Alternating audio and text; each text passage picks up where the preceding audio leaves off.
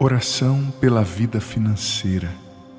É uma oração de bênção e de prosperidade para as suas finanças.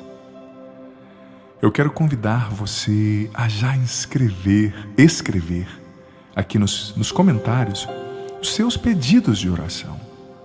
Os nomes das pessoas, as situações pelas quais você quer que eu reze, que eu rezarei com muito gosto e atenção. Também eu te convido a se inscrever agora no canal. Inscreva-se agora rapidinho, ativa o sininho das notificações para que você seja informado, informada todas as vezes que entrar um conteúdo novo por aqui. E deixa já de antemão também seu joia, seu like, sua curtida nesse vídeo.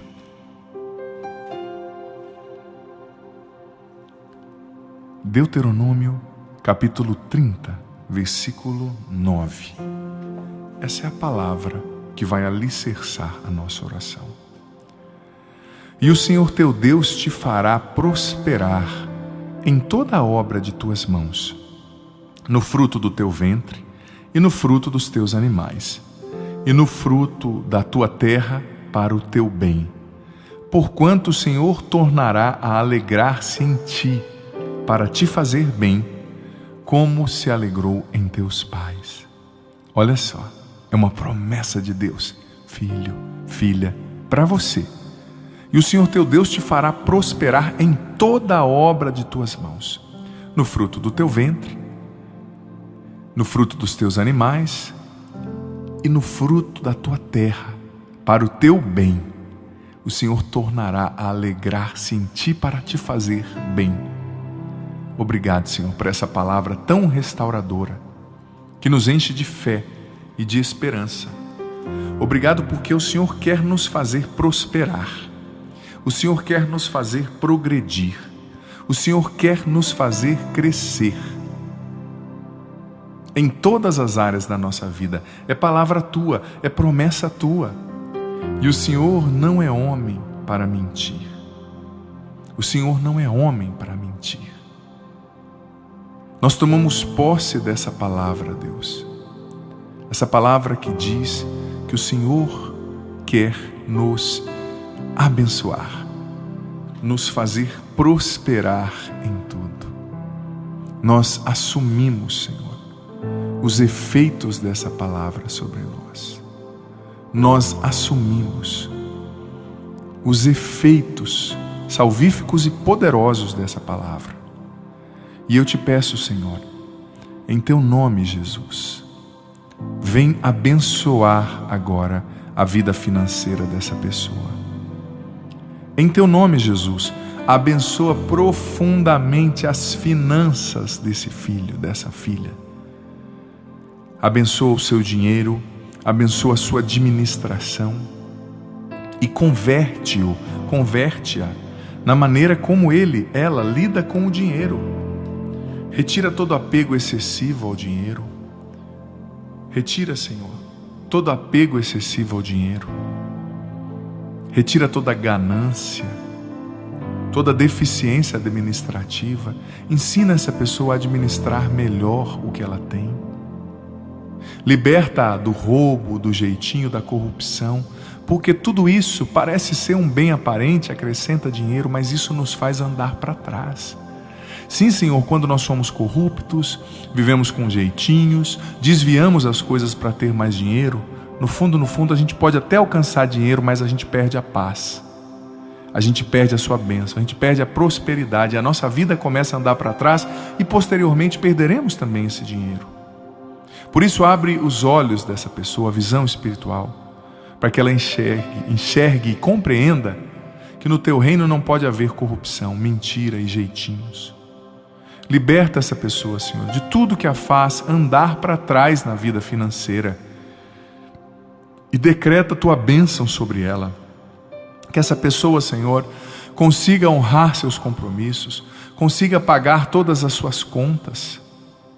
Que essa pessoa, Senhor, consiga progredir no seu emprego, que ela alcance uma promoção, quanto antes que ela comece a ganhar mais. Abençoa essa pessoa que é empresária, abençoa a sua empresa, os seus funcionários, abençoa essa pessoa que está começando a empreender. que tem um pequeno negócio, abençoa essa pessoa e abençoa os seus credores.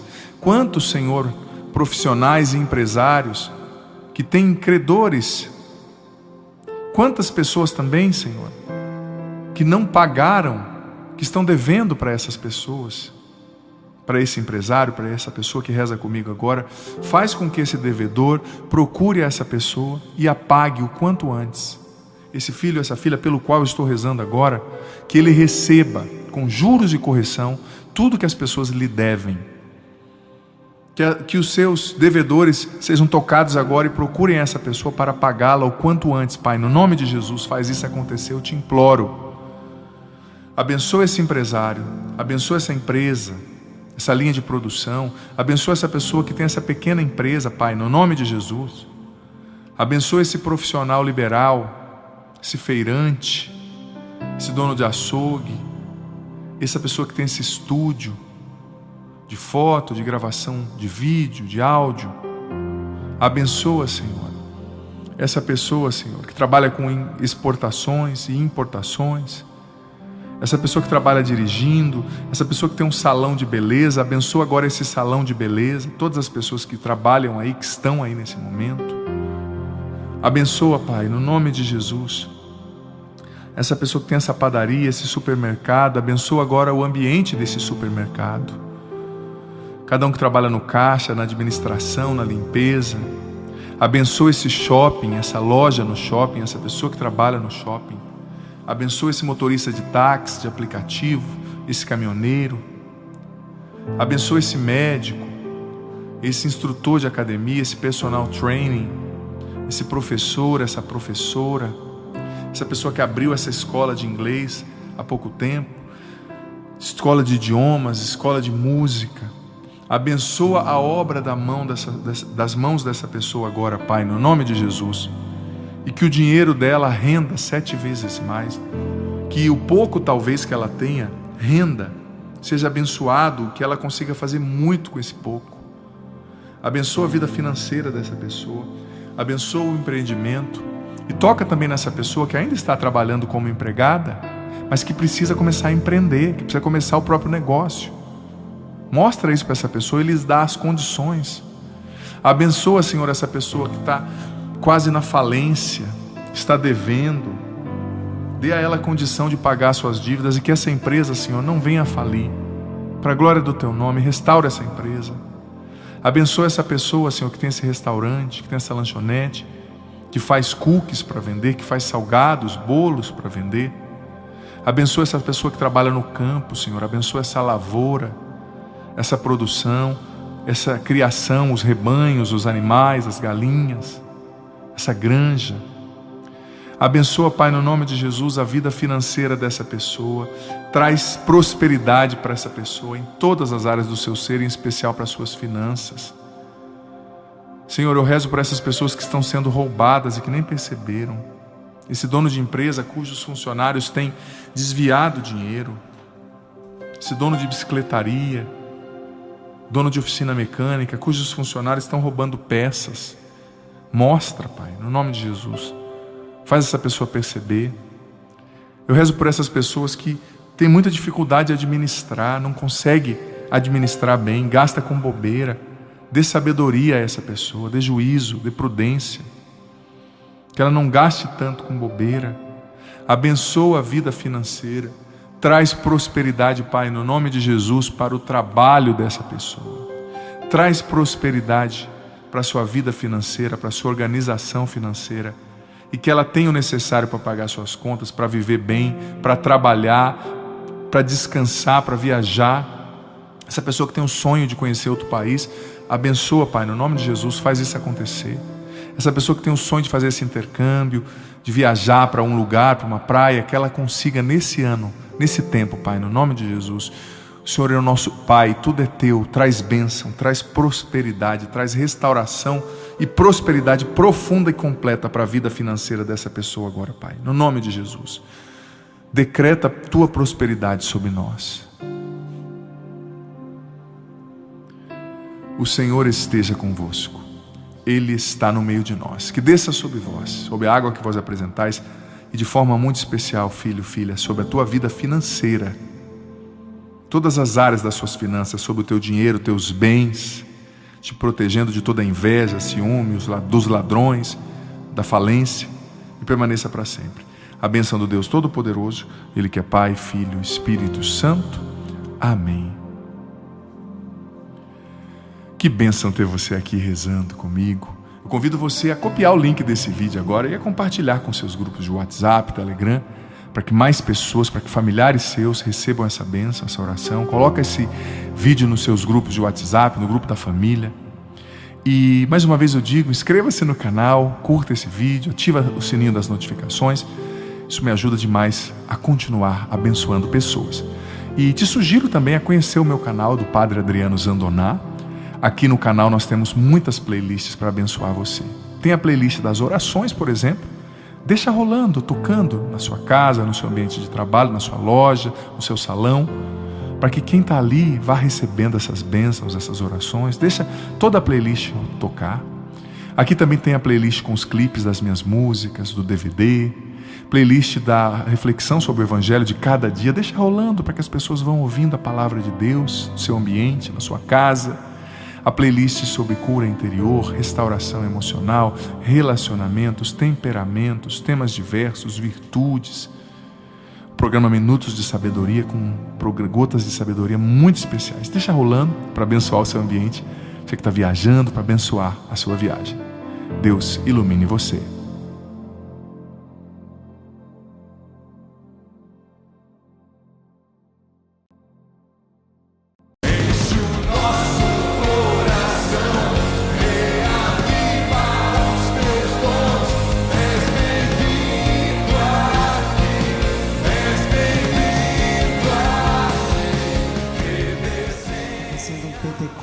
Aqui, porque Deus está unindo muitos irmãos. Veja, olha que presente, olha o mimo de Deus, olha o mimo de Nossa Senhora. Num dia onde a gente está meditando as mensagens de Fátima, Deus trouxe para cá um sacerdote que é de Portugal, Padre Duarte Lara. É com alegria que a gente lhe acolhe, um filho de Fátima, um filho de Portugal, para nos trazer a palavra de Deus. Amém, obrigado. Bom dia a todos, irmãos. Quem como Deus? Pois começo por um pequeno testemunho. A mensagem de Fátima mudou a minha vida com 20 anos. Quando eu tinha 20 anos, li pela primeira vez as palavras de Nossa Senhora. E me marcaram muito. E graças a Deus, graças a Nossa Senhora que em Fátima apareceu, eu comecei rezando o terço todos os dias, com 20 anos. E depois comecei confessando todos os meses, porque Nossa Senhora pediu a devoção reparadora dos 5 primeiros sábados. E o terço diário e a confissão mensal foram uma revolução espiritual na minha vida. E tem uma frase nas aparições de Nossa Senhora, na 4ª aparição, que ainda hoje me faz pensar. É muito conhecida, mas também marcou muito e guia muito todo o meu ministério. A Virgem Maria, na 4ª aparição, disse aos 3 pastorzinhos: rezai muito e sacrificai-vos por os pecadores, que vão muitas almas para o inferno, por não haver quem se sacrifique por elas. Então, esta frase de que vão muitas almas para o inferno sempre me faz pensar, ainda hoje, num mundo em que tão poucos falam do inferno, Maria vem e lembra que é possível a condenação e que infelizmente são muitos os que se perdem para sempre. É triste. E a boa notícia é: a sua oração, a sua penitência pode impedir que muitos se percam. Então isso marcou, como eu digo, até hoje, a minha vida. Então hoje o tema que me foi proposto foi a mensagem de Fátima, um convite para combater o poder das trevas. E eu fiz um esforço grande para ser fiel ao tema, porque vamos ter muitas pregações, todas centradas na mensagem de Fátima.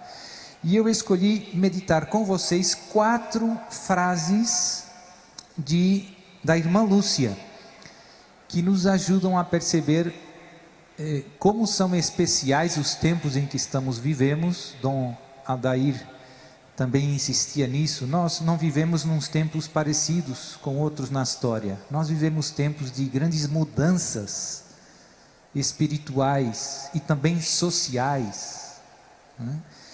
E o primeiro passo para você não errar a estrada é ter uma imagem clara do que está acontecendo à sua volta. A irmã Maria Raquel já citou uma passagem de uma famosa entrevista que a irmã Lúcia deu no ano de 1957, e dessa entrevista eu vou tirar mais 3 citações que nos vão ajudar, e depois de uma carta da irmã Lúcia, também conhecida, tirarei uma 4ª. Então a primeira, vou já direto, é uma frase muito interessante. Ela diz, cito: o demônio faz tudo o que está em seu poder para nos distrair e nos retirar o amor à oração. Fim de citação. O demônio faz tudo o que pode para nos distrair. Quando você está rezando, quando você está pensando em rezar, você se distrai. E para nos tirar o amor à oração, para fazer a oração pesada, algo que não nos atrai. Por quê? Por que o demônio usa essa estratégia? Por que o demônio tem tanto ódio à oração? Por um motivo simples: porque quem reza, como dizia Santo Afonso, se salva, e quem não reza se condena. A oração é o segredo da sua perseverança até a morte a Jesus, a sua perseverança na fé e da sua perseverança na graça, seguindo Jesus, sendo fiel aos seus ensinamentos até o fim. Se você não rezar, se eu não rezar, nós, antes ou depois, vamos nos desviar, vamos tirar os olhos de Jesus e vamos, antes ou depois, se você não rezar, você se vai afastar dos ensinamentos de Jesus. Então, a oração é como que o Papa Francisco dizia, o oxigênio da alma. Eu gosto da ideia a oração, comparar a oração como a respiração. Parar de rezar é como parar de respirar. Você pode, se quiser, cutucar o seu irmão e dizer: meu irmão, o irmão do seu lado, parar de rezar é parar de respirar. Não vai dar certo. Olho, rezar sempre, rezar todos os dias, rezar ao longo do dia. Não é só uma questão de quantidade, mas também é uma questão de quantidade. É preciso rezar bem, ou seja, colocando o coração, colocando-se na presença de Deus. Não é preciso longas orações insistindo na mesma coisa. Jesus também nos ensina tanta coisa da oração. Não é uma questão de insistir, também é necessário insistir, mas não é que você tem que convencer Deus. A oração é um encontro, um tu a tu com Deus, um tu a tu com Jesus e com os santos, com Maria. Parar de rezar é como parar de respirar. Segunda passagem da famosa entrevista da irmã Lúcia. Essa é mais longa. Eu vou ler devagar e depois vou fazer alguns comentários.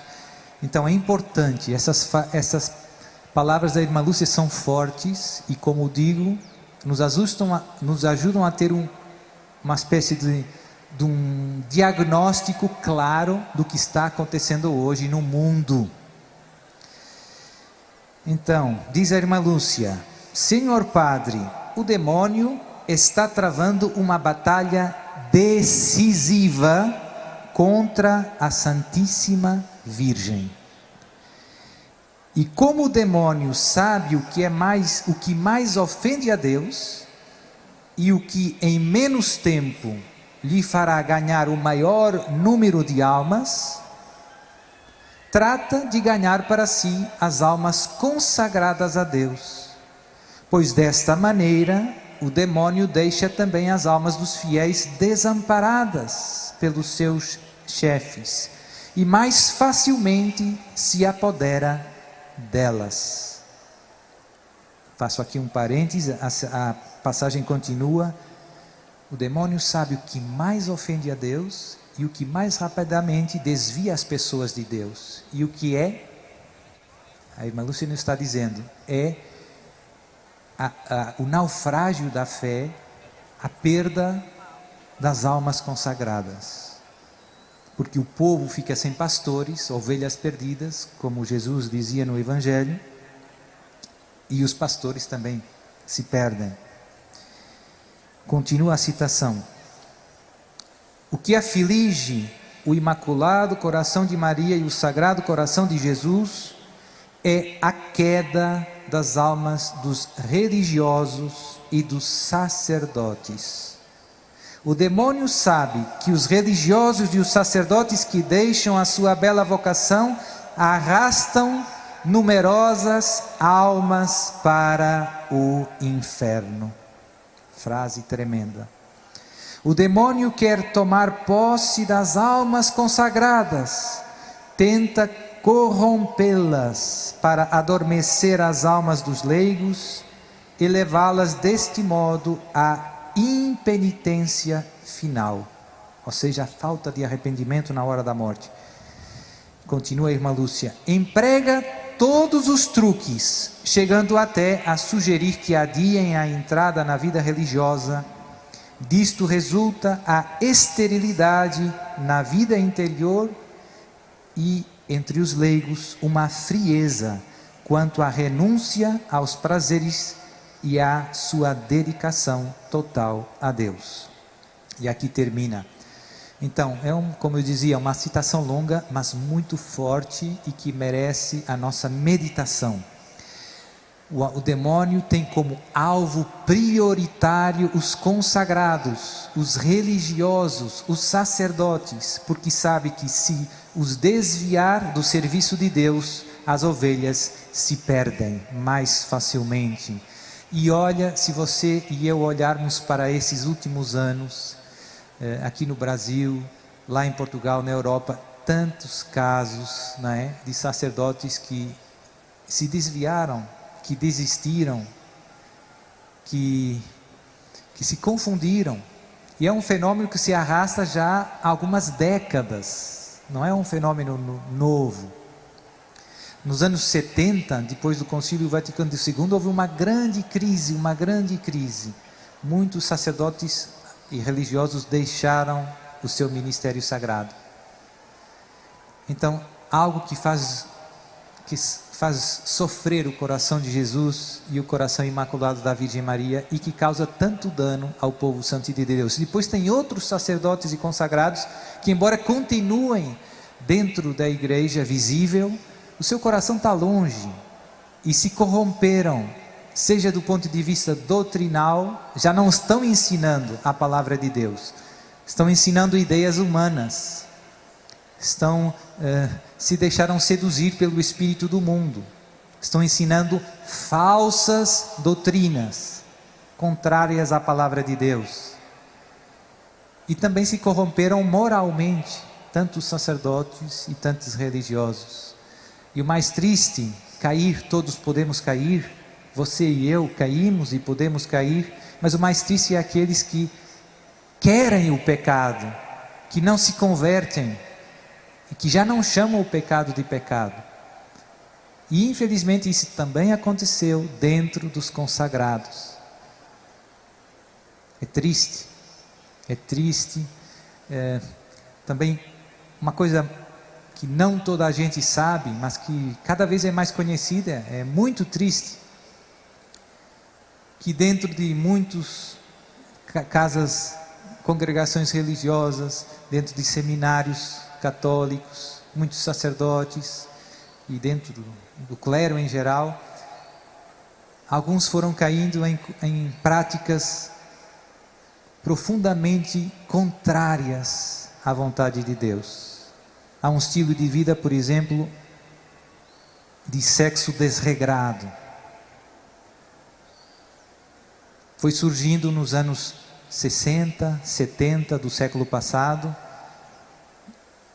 um grupo que inicialmente era muito pequenino, mas que foi crescendo dentro da igreja, uma espécie de máfia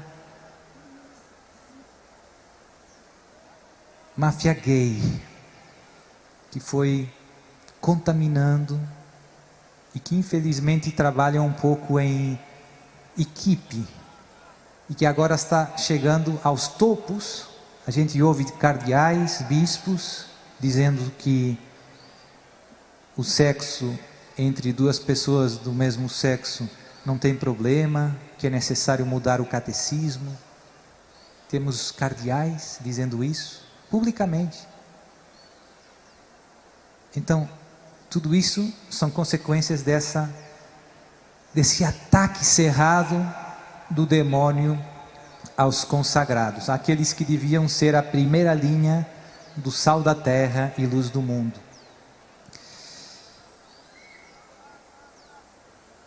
Tantas questões doutrinais que a gente ouve e que deviam ser claras para todo mundo, que a gente ouve barbaridades. Quem é Jesus? Tem quem pensa que Jesus, tem padre que pensa que Jesus não é Deus. É muito grave. Tem bispo que tem dúvidas. Tem padre que duvida da presença real de Jesus na Eucaristia.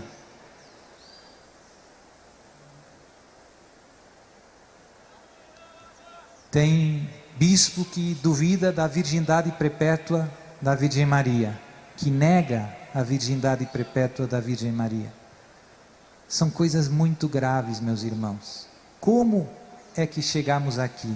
Foi um processo. O demônio foi atacando, corrompendo. Tem cardeais que dizem que duvidam da existência do inferno. Não, o inferno. Ou do demônio. O demônio não existe, é só uma figura literária. Tecnicamente são heresias. Essa é a verdade. São heresias. Essa não é a fé católica. Essa não é a verdade que Deus nos revelou no seu Filho muito amado, Jesus Cristo, e Senhor nosso. E por isso a confusão dentro dos fiéis também é grande. As ovelhas estão confusas, porque os pastores estão ensinando erros, estão vivendo mal, tantas vezes, tantos escândalos. Lá em Portugal agora teve, o ano passado, um montão de escândalos que vieram a público, escândalos sexuais, infelizmente também bastante ligado à questão da pedofilia, ligado àquilo que eu dizia antes, da turma gay. Mas em Portugal, em Espanha também saiu agora um estudo que dizia que 82% dos abusos de crianças por parte de clérigos são de rapazes. E que desmantelo! Pois Nossa Senhora nos avisou, tentou. A irmã Lúcia disse isso em 1957.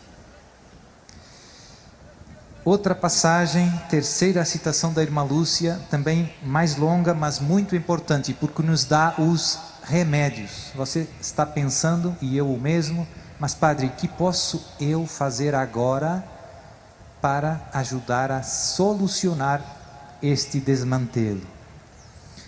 Então vem, a irmã Lúcia diz: Senhor Padre, a Santíssima Virgem não me disse que estamos nos últimos tempos, mas me fez compreender isso por 3 razões. A primeira razão é porque ela me disse que o demônio está travando uma batalha decisiva contra a Santíssima Virgem.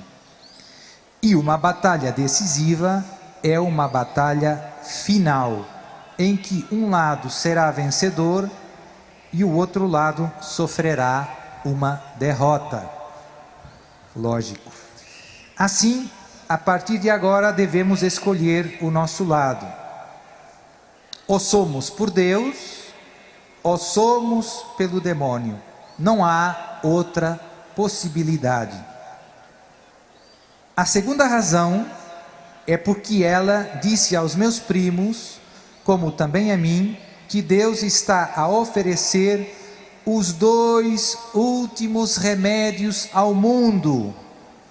Eles são o Santo Rosário e a devoção ao meu Imaculado Coração.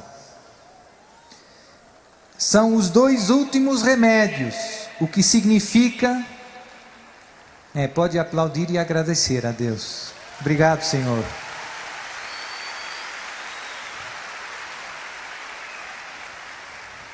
Deus nunca se cansa de nos estender a mão. Eles são os 2 últimos remédios, o que significa que não haverá outros.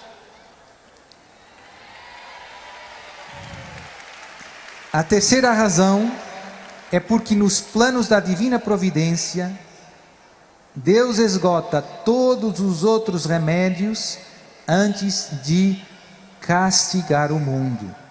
Mas quando Ele vê que o mundo não presta qualquer atenção, então, como dizemos na nossa maneira imperfeita de falar, Sua Mãe Santíssima nos oferece com um certo temor o último meio de salvação. E falo com um certo temor porque sabe que se desprezarmos e repelirmos este último meio, não teremos mais nenhum perdão do céu, porque teremos cometido o pecado a que o Evangelho chama de pecado contra o Espírito Santo. Este pecado consiste em rejeitar abertamente, com pleno conhecimento e consentimento,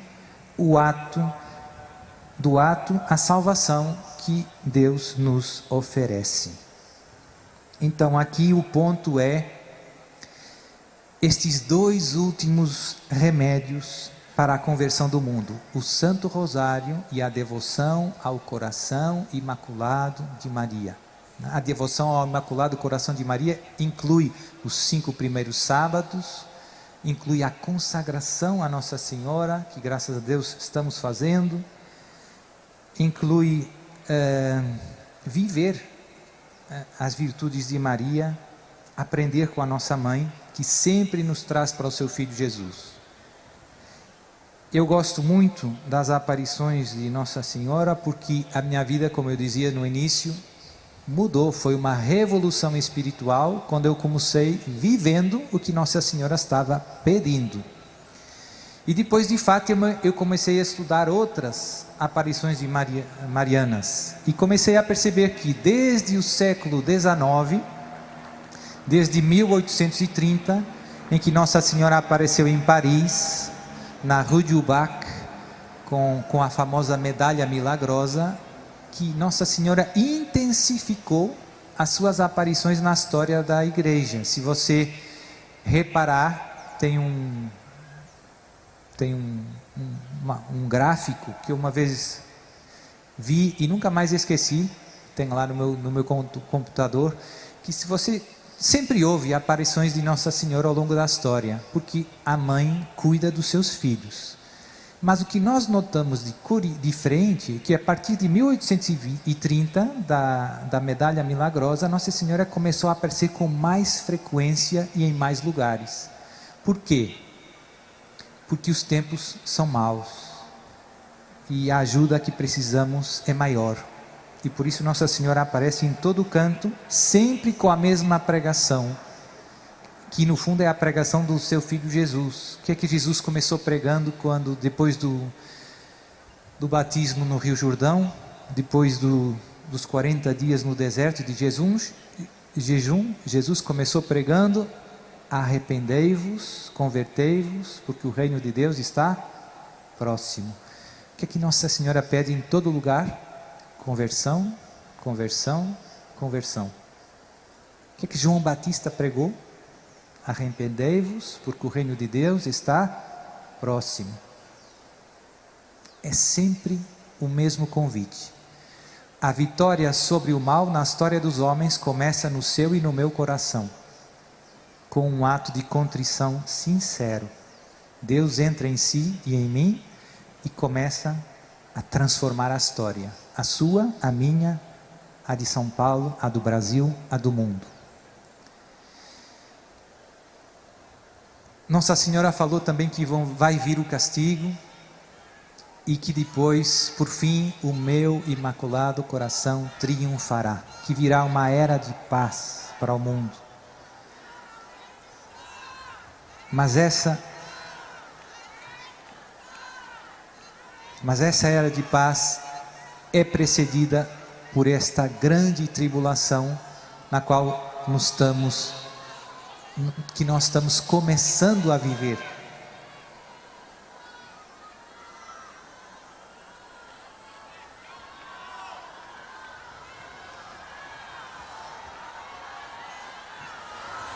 Mais alto, perdão, mais alto. Obrigado. Mais perto, gruda mesmo, Padre. Então, última passagem, última citação da irmã Lúcia: a batalha final entre o Senhor e o reino de Satanás será a respeito do matrimônio e da família. Essa afirmação está numa carta que ela escreveu a um padre que já morreu, que depois foi cardeal, bispo e cardeal Carlo Cafarra, a quem o nosso amado São João Paulo II encarregou de fundar o Instituto João Paulo II para os estudos do matrimônio e da família. Então, quando ele foi encarregado pelo Papa, escreveu a irmã Lúcia. A irmã Lúcia mandou na resposta tem essa afirmação: a batalha final entre o Senhor e o reino de Satanás será a respeito do matrimônio e da família. E você, se olhar à sua volta, é isso que está acontecendo. A família nunca foi tão atacada como hoje, no século 21, como nesses últimos anos da humanidade. Nunca aconteceu nada assim. Nunca chegamos à quantidade de divórcios que temos hoje. Nunca chegamos a legalizar, ao longo da história da humanidade, casamento entre duas pessoas do mesmo sexo. Nunca aconteceu. Nunca aconteceu na história da humanidade ensinarmos às crianças a ideologia de gênero. Nunca aconteceu. São tempos terríveis. O matrimônio e a família estão sob pesado ataque, porque o demônio sabe que, se conseguir destruir a família, vai conseguir também destruir a sociedade e o mundo. Das famílias dependem os futuros santos que vão trazer o mundo para Deus. Sem famílias santas, não tem religiosos, não tem padres, não tem vocações consagradas, não tem futuro, não tem Brasil, não tem mundo, só tem caos. E por isso é tão importante ajudar as famílias hoje que estão sob ataque. É tão importante educar bem as crianças, e está cada vez mais difícil. Por quê? Porque a luta é uma cruzada cultural e também uma cruzada, podemos dizer, legal, porque o Estado está fazendo cada vez, se está intrometendo cada vez mais no papel dos pais de transmitir a fé aos filhos e educar os filhos. Os pais cada vez menos podem fazer isso. Então está ficando pesado, Mas a boa notícia é: Deus não perde batalhas, a vitória é certa. E a vitória virá por meio do coração imaculado de Maria.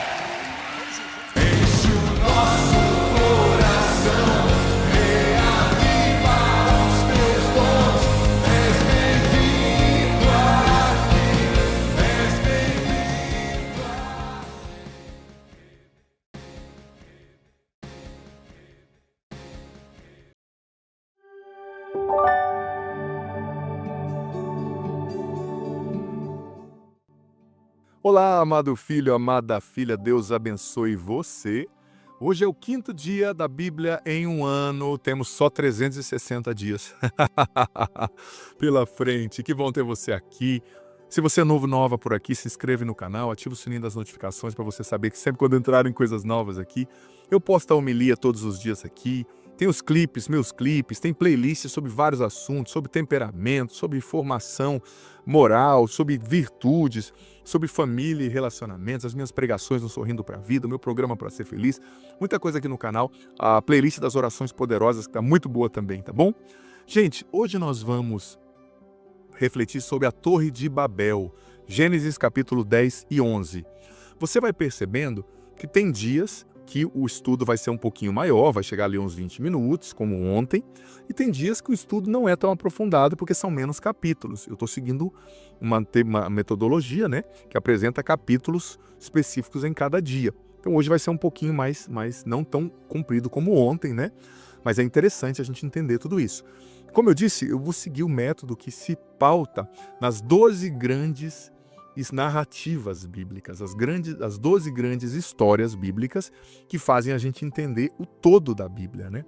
Existem 12 grandes histórias que compõem a história da salvação como um todo, né? Então, não é que nesses 365 dias nós vamos ler todos os versículos da Bíblia, não, nós vamos ler as histórias principais e acrescentando ali como livros suplementares outras coisas que são bem importantes também, para a gente entender o que a Bíblia quer dizer. Esse compêndio de 73 livros fala da história da salvação, né? Então nós temos que entender essa história. E algumas partes da Bíblia a gente vai lendo depois, né? Eu vou dando como tarefa para vocês depois, tá? Então esses grandes períodos são a criação, os patriarcas, o Egito e o Êxodo, né? O tempo do deserto, né? Depois a conquista da Terra Prometida, os juízes. Depois vão ter aquilo que eu vou chamar de checkpoints messiânicos, né? Entradas do Evangelho ali, para você ver já cumprido em Jesus aquilo que foi profetizado ali, dito no Antigo Testamento. Depois o tempo dos reis, né? Que é muito importante, período dos reis. Depois outro checkpoint messiânico. Depois o tempo dos reinos divididos, né? O reino do sul e o reino do norte, que é muito importante. Depois o tempo do exílio, que é muito importante, outro checkpoint messiânico. Depois o tempo do retorno do exílio.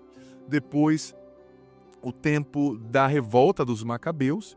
Depois um outro checkpoint messiânico com os evangelhos.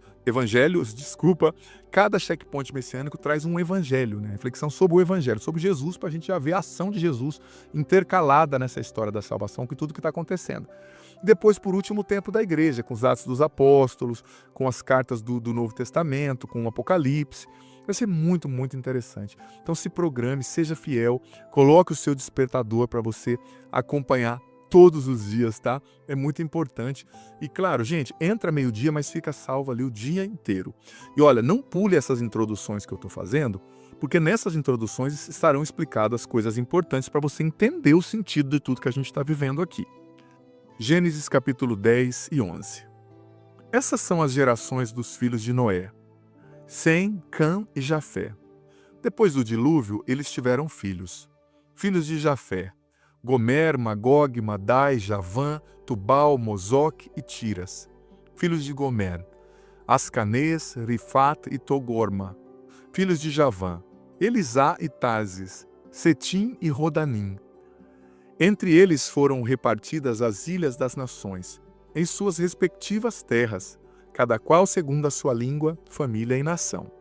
Filhos de Cã: Cush, Mesraim, Fut e Canaã. Filhos de Cush: Sebá, Évila, Sabata, Regma e Sabataca. Filhos de Regma: Sabá e Dadã. Cush gerou Nemrod, o primeiro a se tornar valente na terra. Era um caçador, valente diante do Senhor. Por isso é que se diz, como Nemrod, caçador, valente diante do Senhor.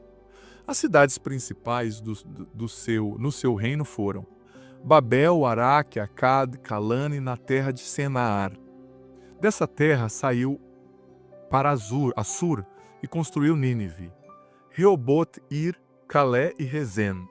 Entre Nínive e Calé, esta é a grande cidade. Mesraim gerou os Ludeus, os Anameus, os Laabeus, os Nefituenses, os Fetruzeus, os Caslueus, os Caftoreus, dos quais saíram os filisteus. Canaã gerou Sidom, no seu primogênito Et, bem como os Jebuseus e Amorreus e Gergeseus. Os Eveus, os Araceus, os Sineus, os Arádios, os Samareus e os Emateus. Depois as famílias dos cananeus se dispersaram. Os limites dos cananeus se estendiam desde Sidônia, em direção a Gerara, até Gaza, e daí em direção a Sodoma e Gomorra. Adama e Seboim até Lesa. São esses os filhos de Cã, segundo seus clãs, línguas, terras e nações. Também Sem, pai de todos os filhos de Éber e irmão mais velho de Jafé, gerou filhos. Filhos de Sem: Elã, Assur, Arfaxad, Lud e Arã. Filhos de Arã: Luz, U, Geter e Mes. Arfaxad gerou Salé e Salé Éber. Éber teve 2 filhos. Um se chamava Faleg, pois no seu tempo a terra foi dividida. E o seu irmão se chamava Jequitã. Jequitã gerou Eumodad, Salef, Azarmote, Jaré, Adurã, Uzal, Decla, Ebal, Abimael e Saba. Ofir, Évila e Jobabe. Todos esses são filhos de Jequitã, e habitavam desde Mesa até Cefar, a montanha oriental. São esses os filhos de Sem, segundo os seus clãs, línguas, terras e nações. São esses os clãs dos filhos de Noé, segundo as suas gerações e suas nações. A partir delas, as nações se espalharam pela terra depois do dilúvio. A terra inteira tinha uma só língua e usava as mesmas palavras. Ao migrarem todos do Oriente, os homens acharam uma planície na terra de Senaar e aí se estabeleceram. Disseram uns aos outros: vamos fazer tijolos e cozê-los ao fogo. Os tijolos lhe serviam de pedras e o betume de argamassa. Disseram ainda: vamos construir para nós uma cidade e uma torre cujo topo alcance o céu. Façamo-nos um nome para não ficarmos dispersos por toda a terra. Então o Senhor desceu para ver a cidade e a torre que os homens estavam construindo. E o Senhor disse: eles formam um só povo, e todos falam a mesma língua.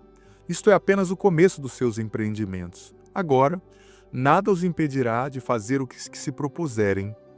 Vamos descer, vamos confundir a língua que eles falam ali, de modo que um não entenda o outro. E o Senhor os dispersou daquele lugar, por toda a face da terra, e eles pararam de construir a cidade. Por isso a cidade recebeu o nome de Babel, porque ali o Senhor confundiu a língua de toda a terra. E dali o Senhor os dispersou por toda a face da terra.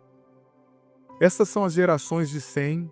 Sem tinha 100 anos quando gerou Arfaxad, 2 anos depois do dilúvio. Depois de gerar Arfaxad, Sem viveu mais 500 anos e gerou filhos e filhas. Arfaxad tinha 35 anos quando gerou Salé. Depois de gerar Salé, Arfaxad viveu mais 403 anos e gerou filhos e filhas. Salé tinha 30 anos quando gerou Éber, e depois de gerar Éber, Salé viveu mais 430 anos e 4 anos quando gerou Faleg. Depois de gerar Faleg, Éber viveu mais 430 anos e gerou filhos e filhas. Faleg tinha 30 anos quando gerou Reu. Depois de gerar Reu, Faleg viveu mais 209 anos e gerou filhos e filhas. Reu tinha 32 anos quando gerou Sarug. Depois de gerar Sarug, Hel viveu mais 207 anos e gerou filhos e filhas. Sarug tinha 30 anos quando gerou Nacor. Depois de gerar Nacor, Sarug viveu mais 200 anos e gerou filhos e filhas. Nacor tinha 29 anos quando gerou Taré. Depois de gerar Taré, Nacor viveu mais 119 anos e gerou filhos e filhas. Taré tinha 70 anos quando gerou Abrão, Nacor e Harã. Essas são as gerações de Taré.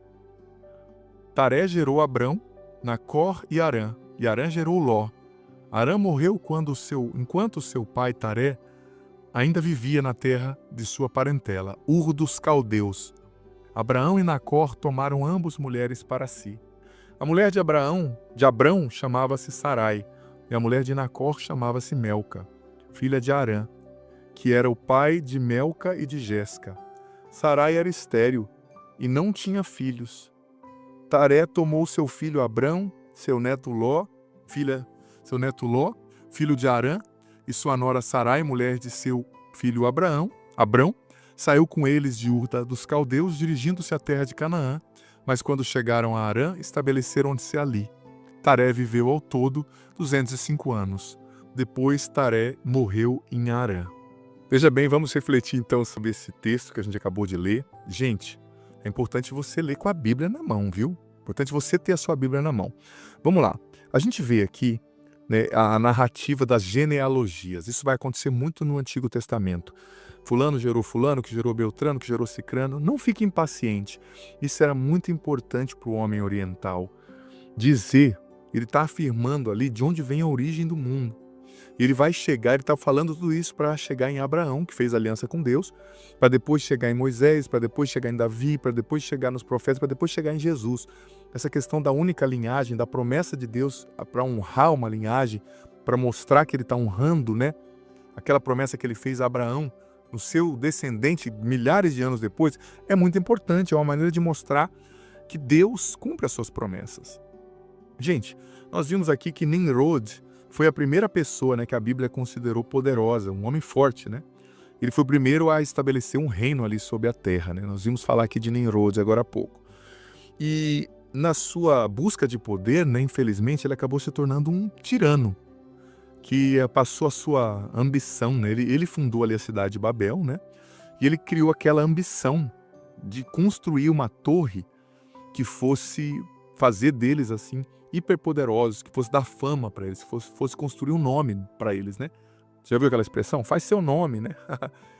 Mas eles eram movidos pela soberba, né? E a cidade ali de Babel era bem avançada tecnologicamente para os padrões da época, né? Então ele disse, olha, eu quero construir para ser poderoso, excelente. Havia uma língua só em todo o mundo. Aí veio a origem da confusão das línguas, né? A palavra até Babel, né? Vem do hebraico, balal, vem da palavra balal, que significa confusão, né? Mistura. E a palavra torre é migdol, né? Então não tá chamando de torre, está chamando de Babel, que vem do Bavel, que significa portão de Deus, né? Mas que depois foi mudado para Balal, que significa confusão. Ali deu a torre da confusão. Deus confundiu, né, as línguas. Mas por que Deus confundiu as línguas deles? Eles não se entendiam mais. Porque Deus exalta os humildes e derruba, né, ao chão os soberbos, né? Uma soberba é uma coisa muito ruim. A gente tem sim que ter uma ambição por excelência, por ser santo, mas não uma ambição por poder. A gente tem que ter uma ambição para ser melhor para as pessoas, não melhor do que as pessoas. Melhor para Deus e não melhor do que Deus, né? Deus colocou o desejo no nosso coração de sermos melhores, de superarmos a nós mesmos, mas não para sermos melhores para fazer um nome, né, para nós, mas para servir melhor a Deus, né? O povo de Nimrod ali, eles podiam ter criado, gente, o povo de Babel, né, uma grande estrutura para honrar o nome de Deus, né? Mas eles escolheram construir uma torre, uma estrutura para fazer o nome deles grande, né? Eles escolheram glorificar eles mesmos ao invés de Deus. Eles se tornaram ladrões da glória de Deus. Ladrões da glória de Deus. Sabe, esse é um risco para nós também. Como discípulos de Jesus, filho, filha, somos chamados a usar os nossos dons para servir a Deus, para glorificar a Deus, para ajudar os nossos irmãos e irmãs, e não para achar que somos melhores, e não para nos impor e fazer um nome para nós mesmos. Olha, todas as vezes que você e eu nos ensoberbecemos, queremos fazer as coisas para ter glória, para ter nome, usar a igreja para ter nome, sabe? Se aproximar só de quem pode te dar destaque. Todas as vezes que você age assim, Deus vai te confundir. Isso é bíblico. Ele confunde o soberbo, mas ele exalta os humildes. Eu sei que talvez tenha coisas que você queira, que você espera na sua vida, né? Mas faça do jeito de Deus. Não dê jeitinhos para você fazer o seu nome. Não dê jeitinhos para você ser melhor, né, que as pessoas. Para você se mostrar melhor que as pessoas, né? Permaneça no que Deus te colocou, no estado que Ele te colocou. Sabe que um dos pontos centrais aqui dessa mensagem bíblica diz respeito ao juízo de Deus que veio sobre aquele povo, trazendo confusão das línguas e dando início a uma dispersão geográfica da humanidade, né, gente? Surgimento de diversas culturas, de diversas línguas, né? E claro, existe um antropomorfismo. O que é um antropomorfismo? É dar a Deus características humanas, né? Isso, a Bíblia, o Antigo Testamento faz muito isso. Deus desceu, Deus sentiu, Deus ficou triste. Claro que Deus não tem esses sentimentos humanos, mas é uma maneira de o autor sagrado ali expressar, né? Expressar tudo aquilo que estava acontecendo, os sentimentos, né, de Deus de alguma forma, né? Outra coisa também. Concluo, gente, mais uma vez refletindo sobre Nimrod, né? A Bíblia, o capítulo que nós acabamos de ler, diz que ele fundou as cidades de Ereque, Acade, Cainé, partiu para a Síria, fundou a cidade de Nínive, Reobote, Ir, Calá, Rezém. Era um homem de uma grande excelência, mas que colocou tudo pelo ralo por ser soberbo, né? Seja humilde, filho, filha, em tudo que você faz. Dê glória a Deus, não queira construir um nome para você. Seja humilde e dependa de Deus em tudo. Amém? Eu vou dar a bênção e permaneça que tem umas orientações importantes. O Senhor esteja convosco, Ele está no meio de nós. Desça sobre vós a bênção do Senhor, Pai, Filho e Espírito Santo. Amém. Como eu disse, gente, no meu método de leitura da Bíblia em um ano, nós não vamos ler capítulo por capítulo, versículo por versículo. Nós selecionamos a partir do estudo de vários teólogos que assim expressaram, né? Eu fui estudando para chegar a essa compreensão, as 12 principais narrativas, histórias que compõem a história da salvação, tá? Então, a partir do livro do Gênesis, dessas narrativas, a gente vai encerrar por aqui o livro de Gênesis, né? Por enquanto, e vamos já, a partir de amanhã, introduzir os patriarcas para entender a aliança de Deus. Não vamos encerrar o livro de Gênesis, melhor dizendo, vamos encerrar esse período da criação, ainda estaremos em Gênesis, mas vamos começar já a entender os patriarcas, a promessa que Deus fez, que vai ser cumprida lá na frente em Jesus, tá bom? Então escreve aqui nos comentários o que você entendeu, nem que seja pouca coisa, uma linha que ficou forte para você dessa reflexão. E sejamos humildes, isso vai fazer Deus nos exaltar. Deus abençoe. Abençoe. Abençoe.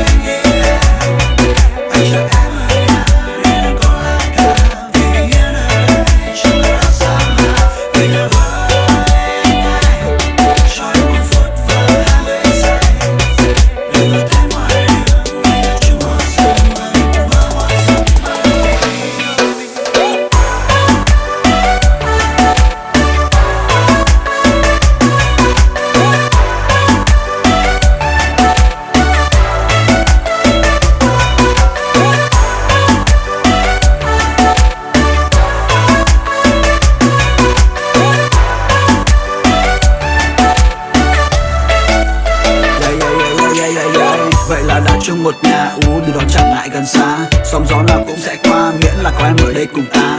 Năm ngoan nghe anh vỗ về, với tuyệt vời không chối chê. I'm lucky man, có được em là anh chung số đề.